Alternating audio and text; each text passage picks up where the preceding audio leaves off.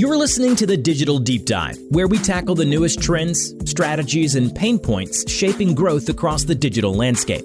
From Amazon and D2C to international expansion, join our host and e-commerce leaders across multiple industries for in-depth discussions on how to maximize your brands in the digital arena. Now, here's your host, Aaron Conant.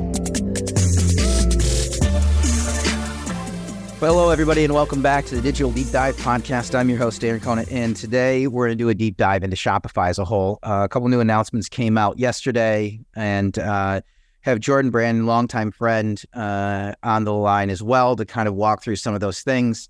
They've been great friends, partners, supporters. He's been on multiple times to keep us updated as a group, but it's going to be fun. So a lot of things we want to tackle: where they're at, where they're headed.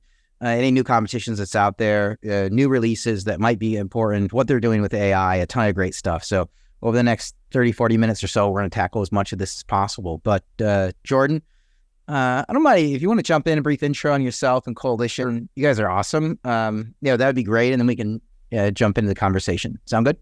Very cool. Yeah, absolutely. So my name is Jordan Brannon, as Aaron has already called out, president and co-founder at Coalition Technologies. We're an e-commerce focused digital agency, longtime designer, developer, marketer with the Shopify platform and some of the key competitors there. Most of our work today is in D2C, but we also have a significant footprint in B2B work as well. So just have been digging in over the last few days on the Shopify Summer Editions 2023 announcements and some of the buzz that's happening and some of the buzz that probably shouldn't be happening around everything that Shopify is talking about doing or has already done. Yeah. Awesome. Well, I want to just jump into it a little bit because, Shopify is in an interesting spot where it seems like they need to head upstream. This is just my opinion, right? Just talking to brands on a weekly basis. Have a focus on growing to the mid-market enterprise level. And I know they're doing a lot of releases to tackle that, but would love to hear your thoughts of, hey, if you want to run down like the few things that came out, the summer edition releases, that would be awesome. Yeah. It's really interesting sort of what we're seeing with summer editions and then even some of the stuff that came out before it. There is sort of this sense that Shopify still believes it can be everywhere, everything all at once, whatever that movie title was. A few of the people that I really look to for insights in e-commerce and specifically in Shopify have talked about how they need to have that directional choice. They need to be the commerce ecosystem where they're really emphasizing the pay products, or they need to focus on the entrepreneur and the small business, or they need to go up market. And Shopify seems to be saying, well, we think we can do all of them. We think we can support the entrepreneur. We think we can go up market to the enterprise and contend with the Salesforce commerce clouds. And we can also still be the commerce ecosystem and bring everything together in a way that nobody really has done. And if you look at Shopify Editions, it just seems to reinforce that. I think a lot of people who saw the press releases have been sort of digging through their website and some of the new announcements, heard from Toby a few days prior to Editions. There was a kind of maybe a surprising emphasis on the entrepreneur and the small business. That was probably the biggest surprise that came out of that.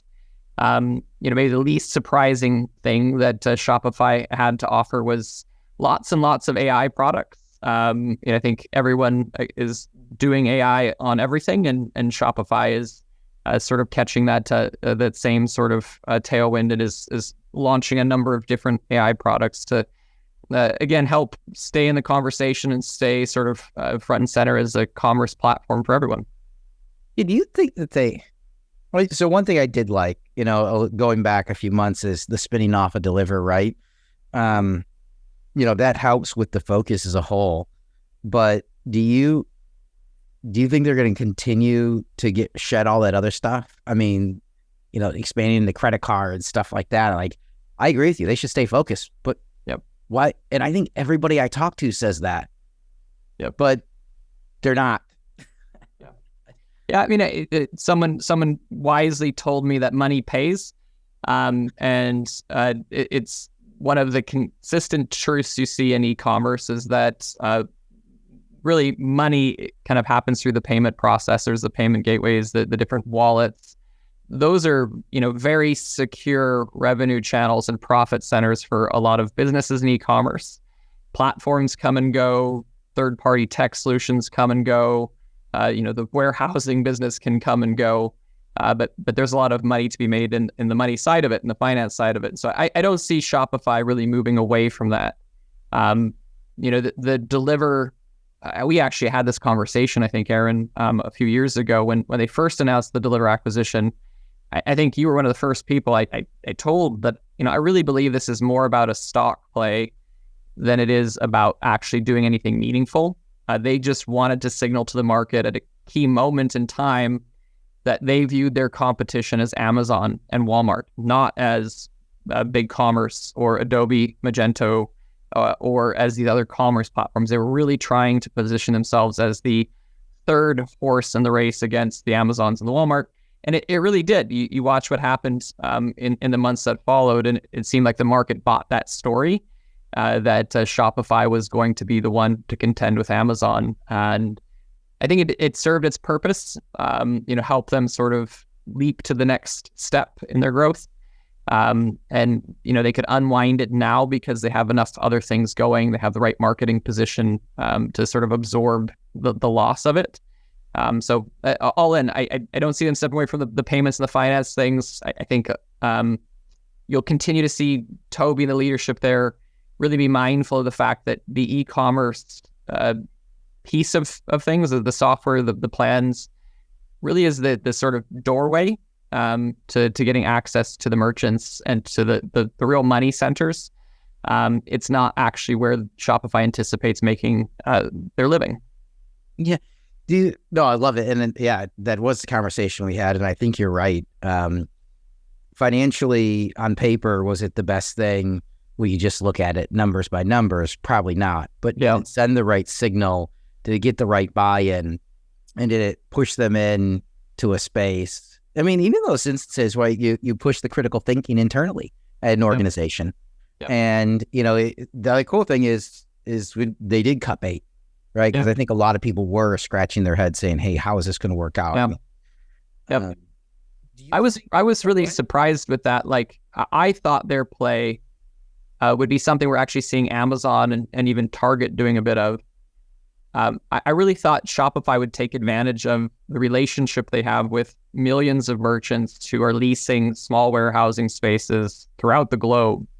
And I whether that's in the back of a retail showroom or if it is a standalone warehouse in middle America someplace, it seemed like what I was anticipating was they're going to develop the hardware and the software solutions to drop off, basically, and you pay a subscription fee to them.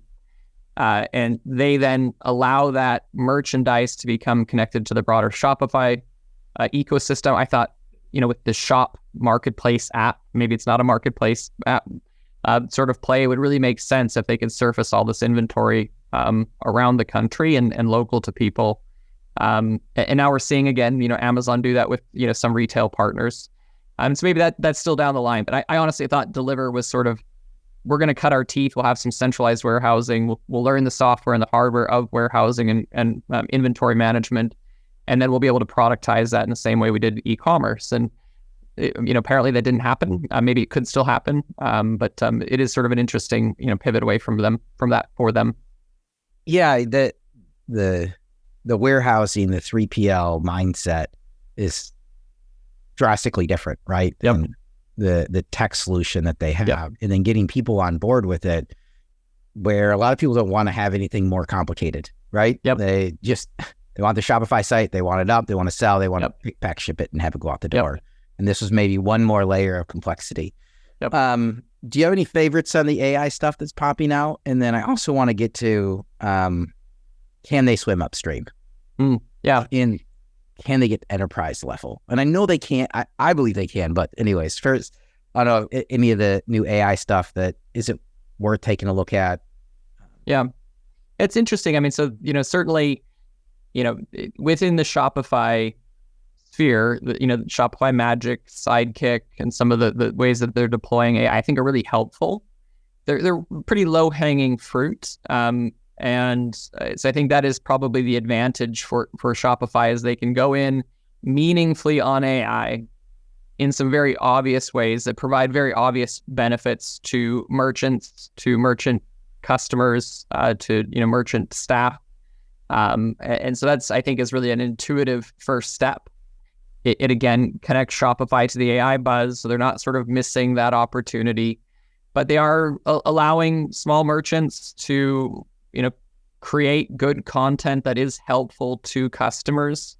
They are delivering this Sidekick tool, which in theory will, again, not a public release thing yet, but will in theory really allow Shopify merchants, who are perhaps non-technical people, to communicate conversationally to get things done. I mean, that's a real issue. As an agency, we have some internal jokes sometimes, about people we see show up with an MSN or AOL email address, and some of the concerns we have about technical proficiency when that happens. And something like Sidekick is a really great tool. And even from an agency perspective, we're kind of excited about that. So I think it's a maybe it won't be taking a $5 a year business and making it a $50 million a year business, but I think it'll definitely relieve some of the headaches and the challenges people have operating e-commerce stores, which is, I think, again, a really nice deployment for them. Awesome. So now the pressing question, do you think they can swim upstream? Yeah, it's an interesting, and I think they are, but for maybe some different reasons that people are thinking about. One of the most interesting things we've seen as we've been in the Shopify ecosystem for the last 12, 13 years now, 14 years, has been, we're watching e-commerce mature with people whose first experience in e-commerce has been with Shopify. Maybe their first positive experience in e-commerce has been with Shopify. And those people go from starting their own drop shipping business in 2010 because of a YouTube video they saw.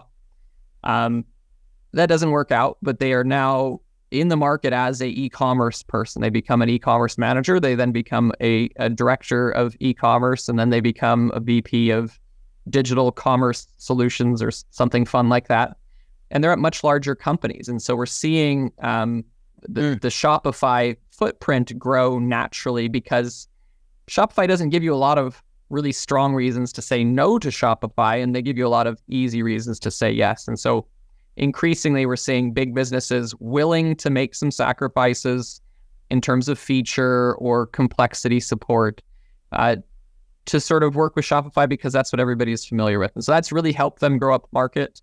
And along the way, there is a real sense as an agency partner, Shopify is willing to sell something before they can solve for it. And then Toby and the team are out there, plugging holes as quickly as they can. So you look at like the Editions announcement. Some of them, they are the same things they announced in winter, and some of them are the same things they announced last summer.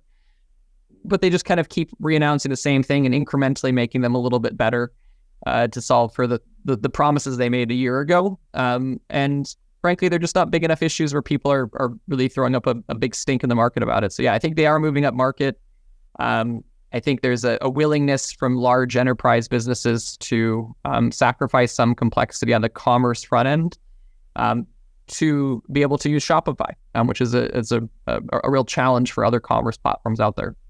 Yeah, so a couple of thoughts there. One, when they're out there selling before it's actually complete, I don't mind that normally. I mean, that is him forcing his team to stay on the cutting edge of what's coming out. He's going to make promises and then ask them to go fulfill it. Yep. And if you're not always trying to stay out in front, then it gets kind of, you start to fall behind. And so I like the leadership that's going on there. I like the fact that he's throwing, hey, we're going to go do this. And then behind the scenes, it's like, everybody inside is like, what did he just promise? Yep. Yeah. And agencies, we get a little annoyed because we have to pick up some of those pieces. And, we're in sort of the sales weeds. Coalition is a platform agnostic agency, meaning we're not agnostic about what platform you choose. We think there's a right platform for everyone. And so sometimes we'll deal with a RFP situation where someone's saying, but Shopify says I can do this. And we're like, Right. well, that was in the announcement for the editions. But if you look back a year, they announced the same thing. It still isn't here. You can kind of end around with these apps or this customization. So sometimes there is some challenges that come up with that. But again, it's been years, but I remember maybe 2012, 2013, I think it was Toby had said something like, we're aiming to solve, 90% of the problems in e-commerce for 70% of the businesses. So we're not aiming for 100% across the boards. And that still seems to be their operating ethos today. Provide a really, really high average. Now that they have sort of that dominant market position, people have to really come up with good reasons to say no to Shopify. And when you're providing that really strong, consistent average performance and above average performance, it really is difficult for brands, even big brands, to sort of walk away and say Shopify is not right for us. And that allows them to maintain the momentum and they can keep selling in front of what they're building. Yeah, I think it's really interesting your comment too about, so a couple of things. I want to get to the complexity piece, and how people are looking to simplify, but also like how you're outlining as they've grown, you have these people who now after 13 years are in a leadership position and have primarily dealt with Shopify. And there's the familiarity piece. I run into it a lot just in brands I'm talking to. They're like, oh, I don't like the big commerce platform. Well, why not? Well, it just doesn't feel right. I've dealt with, Shopify for 12 years. But It's not bad. It just doesn't feel right. And like, yeah, that's right, I guess. It just doesn't feel right. So I really liked how you outlined is like, they do have a chance because they're now getting these people in leadership position who've only been on Shopify. Yeah, they have larger organizations or bounced around and as the organization has grown or they've grown them. Yep. And now you get to this point where they're comfortable. Yep. And Shopify just has to fulfill, right? They're almost already sold in. Yep. And, even like in enterprise deals, a lot of e-commerce is still happening in sort of small scales. So we're working with, some, 10-figure-ish brands, they're, total valuations and, things like that. And they're dabbling with 7-figure businesses in e-commerce, right? So they're, the big business, one of the biggest, on earth, their e-commerce offering is small. And Shopify getting in the door as part of the first e-commerce practice, getting the legal paperwork signed, getting signed off by, the IT and CTO, those are huge steps in enterprise organizations, sometimes even bigger than the RFP itself. And so, especially as a lot of brand marketers, brand managers are tasked with getting going on e-commerce, that sort of, we've covered some of these really painful big steps for the enterprise already with some small Shopify store 2 years ago, really does move them out in front of, platforms that may be more viable. Again, you sort of talk about big commerce where for a lot of merchants, the ability to support more complex use cases is better suited for the big commerce platform. But, big commerce is in sort of that short position of trying to, again, get through legal, get through CTO, sort of sign off, get through all of these different things. And Shopify has already had one go of it. And if someone needs to get something done in the next 3 months, you can't wait for legal. You can't wait for CTO sign off. And so, Shopify can jump back in front of things. Just, again, maybe not on the merits of the platform, just based on sort of opportunity. Yeah. You highlighted it again, the complexity piece. So we're at this interesting time where over the past few years, everybody has signed up for every tool that's out there because they might need it or they might not, but they don't have time to necessarily figure out if they need it. They just need to get in there and say, hey, they did absolutely everything they could. Yep. And so now there's like a deconstructing of platforms going on where, and I see this even on an agency side where they want to simplify everything into a single agency. They want to simplify everything around their platform. They want to do a tech stack rationalization. It's this, we need to simplify, right? Because it's gotten almost out of control. We can't hire 4 more people at this point in time to try to figure it out. So let's trim it out. And so maybe that helps Shopify. And it's interesting, like in some ways, to your point, I think the e-commerce tech solutions marketplace is more fragmented than it's ever been. I think that's a lingering effect from sort of the pandemic. Before there was AI getting all of the money all of the time, anything in e-commerce and digital commerce is getting all of the money all of the time. That was sort of the pandemic sort of hype. And so there's a lot of companies that really don't have a differentiated reason as to why they should exist, offering loyalty, offering social selling, offering, email, SMS, now AI. There's just a lot of companies like that. And so a lot of brands, though, have signed those contracts. They've, the brand managers couldn't do no wrong. They could sell anything in the middle of the pandemic, and they could show double-digit growth. And now there's sort of this recoil where, you've got to actually find the reasons for that growth and how to make that growth sticky, and also do it with a lower budget. And so there's a lot of cutting back that's occurring. And so there still is, though, that fragmented market. And a lot of those companies are still around. They're still contending for scraps.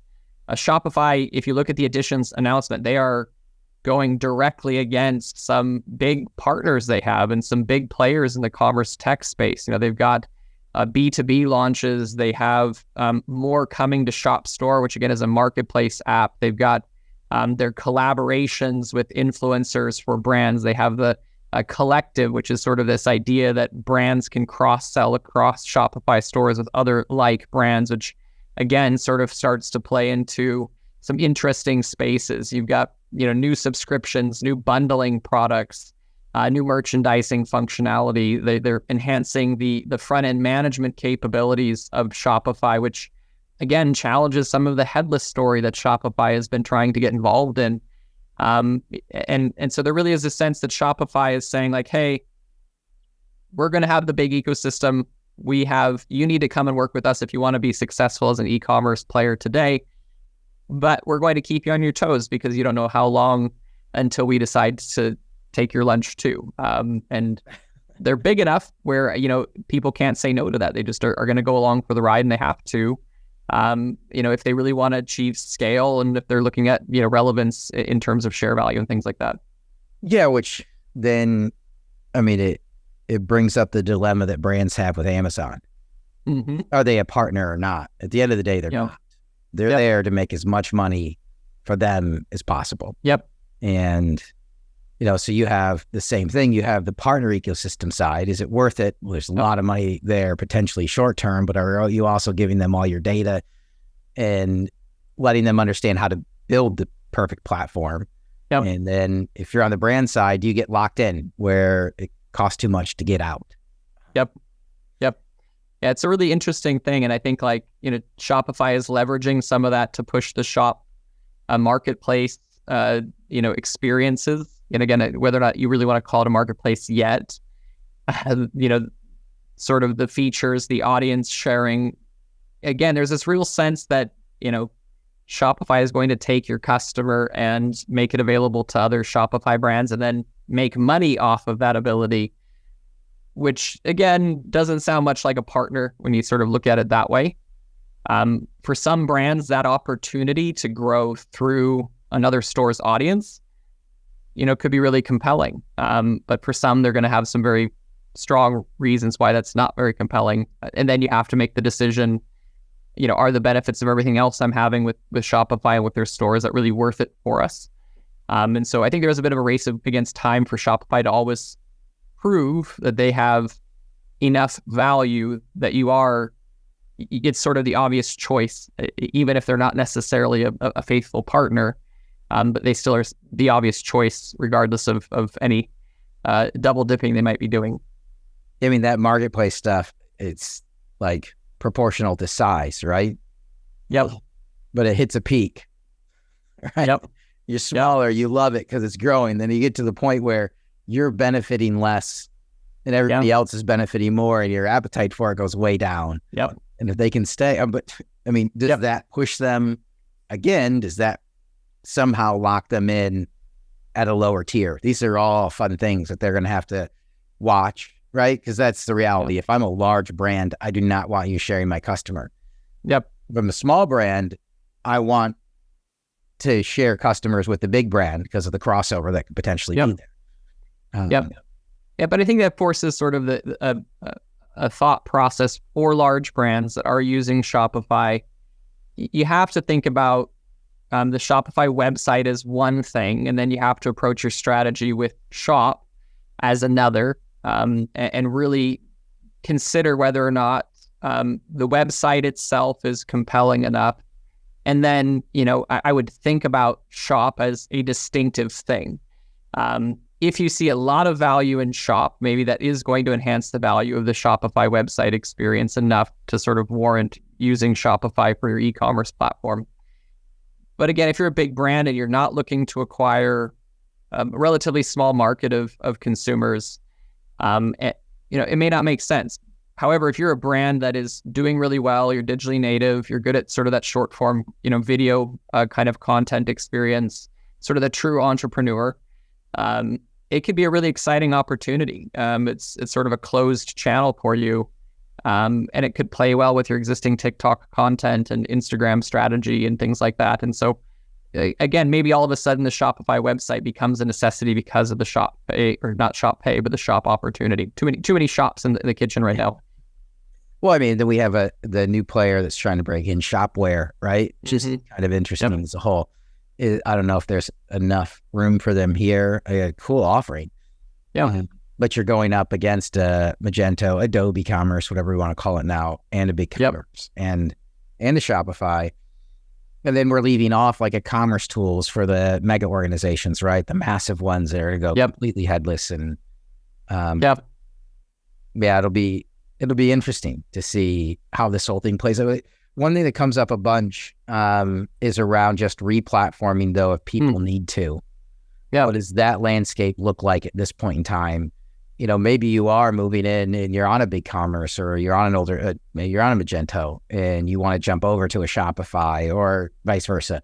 What does that landscape look like now? Is it easier than ever, or with all this additional tie-ins, is it harder than ever? I do think it's easier than ever. One of the big things we're seeing a lot of the commerce platforms make a commitment to is in that sort of feed connectivity. So BigCommerce and Shopify, Adobe, they all have the ability to consume and pull in data from a lot of different sources natively. A lot of them have great partnerships that allow them to do that in sort of a better way. BigCommerce, has purchased Feedonomics. Part of Shopify's additions announcement was this sort of new marketplace connector.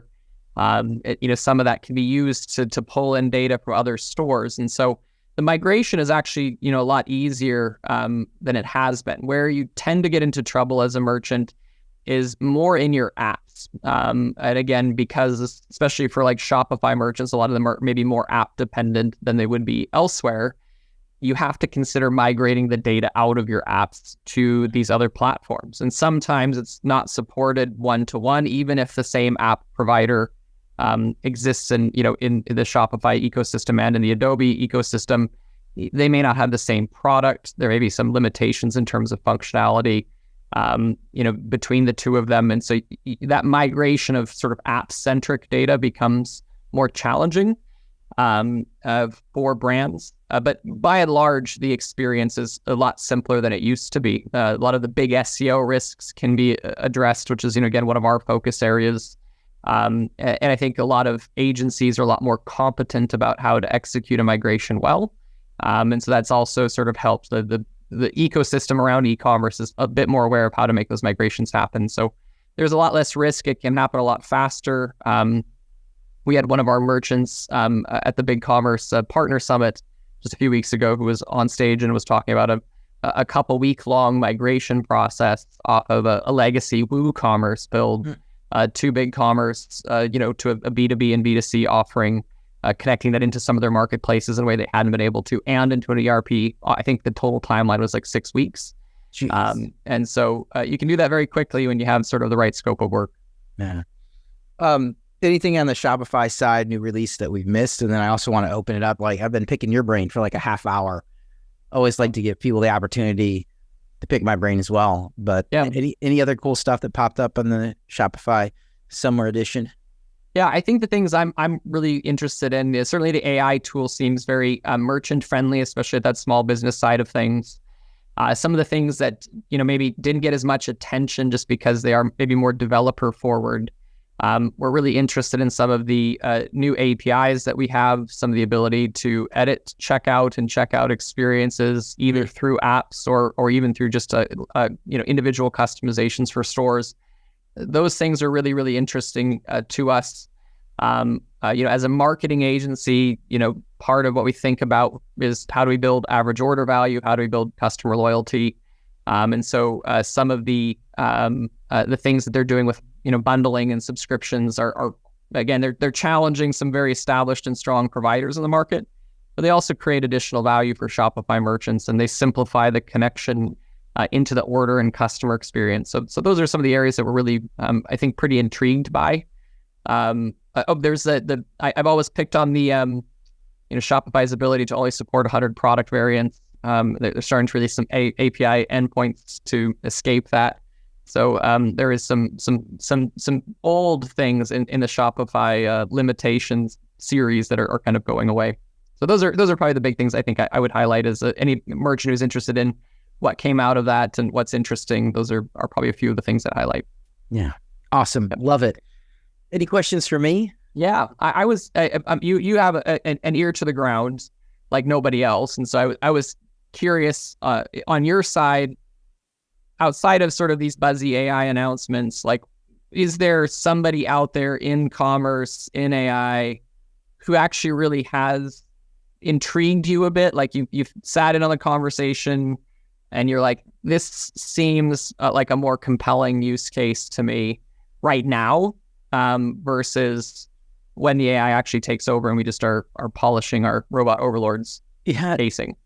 No, not a ton. I mean, it was funny to follow it, right? Like ChatGPT itself is going to take over the world. Yeah. Right. And then all of a sudden, well, maybe it's not. Oh, wait, maybe it's not pulling the most accurate data because it's, a few years old, what it's pulling from.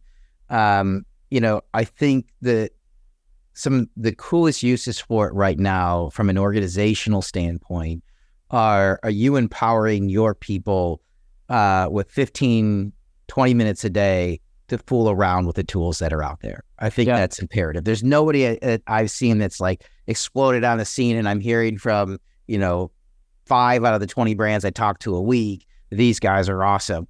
It's more, I think, a lot of the current tech partners who are using AI on the back end to power what they have to offer, which is essentially, I think, what people really want anyways.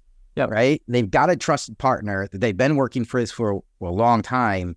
Just give me a new tool or enhance your tool. Yep. That's kind of what I see taking place right now. I still think at some point in time, a lot of companies will have a chief AI officer. I think there'll be enough tools that are out there, and it's going to affect R&D. It's going to affect HR. It's going to affect sales, obviously, marketing. You're going to have somebody that's kind of controlling and vetting it all out, like a digital marketer, I don't know, a chief digital officer would do today for the new tech stack you're bringing. And maybe it falls to them. But I mean, there's so many legal aspects that have to be vetted out. I don't know if we put that on a CDO or not. Yeah. That is the interesting, the legal challenges that are mounting around. You really have just stolen other people's content. That is what you are doing. But you're just able to more artfully reframe that is sort of an interesting, and it'll be interesting to see if that redefines some of our copyright laws and some of the protections. Obviously, large tech companies have been pretty effective in limiting legislative movement on that front over the last 20 years. So it'd be interesting if AI can actually be the galvanizing point for some real movement to happen to sort of change how the U.S. thinks about copyright and what's original content and what's derivative work and all of that sort of thing. So it's pretty interesting. I like the idea of an AI officer or, the director of AI resourcing, because there is so many different things that, come into play. Again, just legally, is there a copyright concern? Privacy? Are we publishing something into our cool new AI chat help widget that we shouldn't be? Aaron's typing into the company internet AI, like what's my password? Now Aaron's password is available to anybody who has access. So those things are really interesting and challenging, I think, for brands to be thinking about. We've probably seen the most benefit for us inside of that internal tool. We're deploying some AI features to our recruiting platform. We do a skills testing process with our candidates, and so using AI to help with some of the preliminary evaluation of people's responses to some of these questions. We have massive data set to work off of.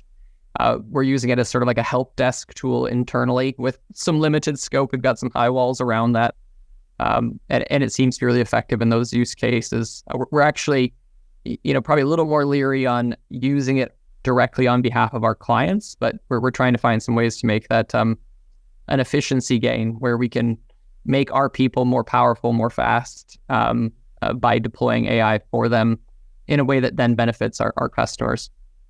Yeah, I can see like having AI write code. Yep. Right. To make it all a lot easier, maybe just start dragging and dropping and on and reconfiguring, and it's automatically doing it on the back end. I just, number one, you can't break a site right now and have it go down. Number two, I think it's just a lot of people are leery of it because they don't want to get in trouble for the content creation side. And there's a lot of smaller companies that are using it all the time. Yeah, we're talking to mid-market enterprise level. There's people playing around with it, and that's great. But there's just a lot more barriers to fully deploy it. Yeah. That's actually, I think that's part of what spurred a lot of what has happened in e-commerce in the last 15 years, and why digitally native brands can get such a fast trajectory is they're willing to move fast and break things, and sometimes break the law, maybe unintentionally. There's some famous stories about digitally native brands that were just plain text faulting credit cards and things like that, where you definitely shouldn't have done that, but it got you to your 8 figures and 9 figures, and then you got that money security in place afterwards, and send the I'm sorry check when the class action lawsuit lands. AI will be interesting like that. I think you'll see a lot of maybe similar to what we just talked about with Shopify, where what happens in the enterprise is actually fed by these really aggressive early adopters who start and fail. A few of them will succeed and they'll be the enterprise companies 10 years from now, but some of those people who start and fail will take some of that skill set, and then they're going to end up at a Fortune 100 company, and that's off to the races in terms of their career path there. So it'll probably be one way or another. We'll see some of this, I think, early adoption and the outcomes of that really driving what happens in a few years for the enterprise too. Yeah. So as we get close to the end here, what are you most excited about over the next, 6 months? Ooh, we're really hot on video commerce, and I think one of the things that maybe is a counterpoint to AI is humanized content and things that are really obviously human, and so video still seems to be one of those places where AI is more obvious. Jordan's not glitching. The course of this video, right? Exactly. Let's throw back. Yes. People listening out there. Yes, yeah, and so I think like that's really interesting for us. We're doing a lot of experimentation there. We just did a product launch with BigCommerce and with a headless checkout solution called Bold Checkout, Bold Commerce, and they have a checkout product that's works on a bunch of different platforms, but doing a live stream video with an embedded checkout experience, which has been really cool.